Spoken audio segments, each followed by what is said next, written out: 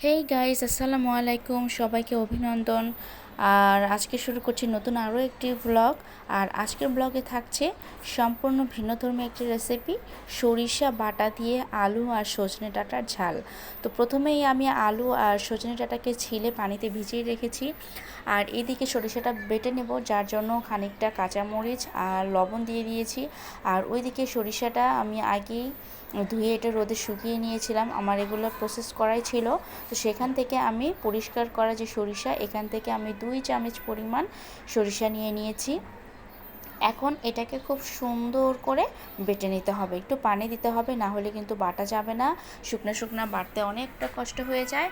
আর সরিষা বাটার সময় এভাবে কাঁচামরিচ আর লবণ দিয়ে বেটে নিলে সরিষার তেতো ভাবটা থাকে না। তো প্রথমেই আমি এখন চলে যাচ্ছি রান্নাতে। আর কড়াইয়ে বেশ কিছুটা পরিমাণ সরিষার তেল গরম করে নিয়েছি। আর এখন এটাকে সব আলু দিয়ে দিচ্ছি, ভেজে নিতে হবে। আজকের রান্নাতে একদম মশলা দেয়া যাবে না, আদা বাটা রসুন বাটা কিচ্ছু ব্যবহার করব না, খুবই সিম্পলি একটা রান্না করব। আর গরমের জন্য এটা বেস্ট একটা খাবার। আর আলুগুলো আমি প্রথমেই লবণ হলুদ দিয়ে মাখিয়ে নিই, যার জন্য তেলটা গরম করে আলুটা ঢেলে দেওয়ার পরে এর মধ্যে একটু লবণ টেস্টের জন্য আর একটু হলুদ গুঁড়া আর সামান্য পরিমাণ মরিচের গুঁড়া দিয়ে দিয়েছি। দিয়ে এটাকে ভালো করে ভেজে নিতে হবে ঢিমে আছে। আর মনে রাখতে হবে, আলুটা যত সুন্দর করে ভাজা হবে খেতে কিন্তু ততটাই মজা হবে। তো দেখো, আমার 7 থেকে 8 মিনিটের মতো আমি আলুগুলোকে ভেজে নিয়েছি। আর আলুগুলো অনেকটা নরম হয়ে গেছে, একটু লালচে লালচে করে নিয়েছি। আর এখন এর মধ্যে দিয়ে দিচ্ছি যে সজনে ডাঁটাগুলো ছিল, সেগুলো আমি ছিলে পানিতে ভিজিয়ে রেখেছিলাম যেন সতেজ থাকে। আর সজনে ডাঁটাগুলো দিয়েও এখন আলুর সাথে মিক্সড করে ভেজে নিতে হবে। বেশি ভাজার দরকার নেই, 3 থেকে 4 মিনিট একটু ভেজে নিলে সজনের যে একটা কাঁচা গন্ধ থাকে সেই গন্ধটা থাকবে না। আর এইভাবে ভেজে নিলে সজনে ডাঁটাটা অনেকটা জুসি হয়। তো আমি অনেকক্ষণ ভাজার পরে এটা ঢাকা দিয়ে রাখবো। আর একটু পানি ইউজ করেছিলাম আমি এখানে 1.5 কাপ। তো পানিটা যখন আমার বলক উঠে গেছে, তো এখন আমি এর মধ্যে দিয়ে দিচ্ছি সেই বেটে রাখা সরিষা, যেটা আমি লবণ আর কাঁচামরিচ দিয়ে বেটে রেখেছিলাম, সেটা দিয়ে দিব।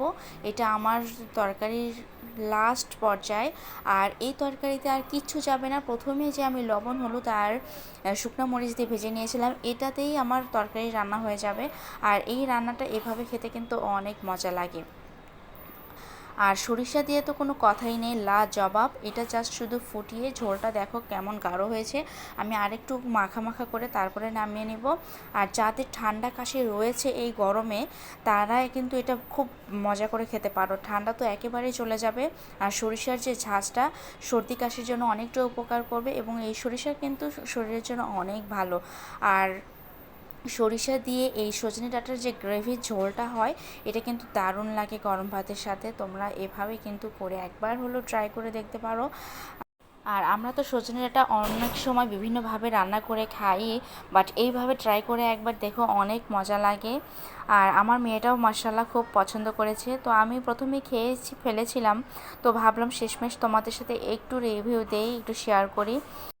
আর সরিষা বাটার যে গ্রেভিটা ছিল, এটা অনেকটা মজা। এটা দিয়ে ভাত মাখিয়ে খেতে যে কি দারুণ, মানে মুখে দিচ্ছি আর সরিষার যে একটা ঝাঁঝালো ভাব।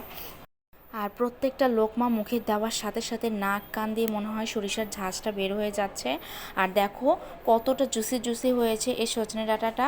তো আজকের এই ভিডিওটা তোমাদের কাছে কেমন লেগেছে অবশ্যই জানাবে। আজকে বিদায় নিচ্ছি, আল্লাহ হাফেজ।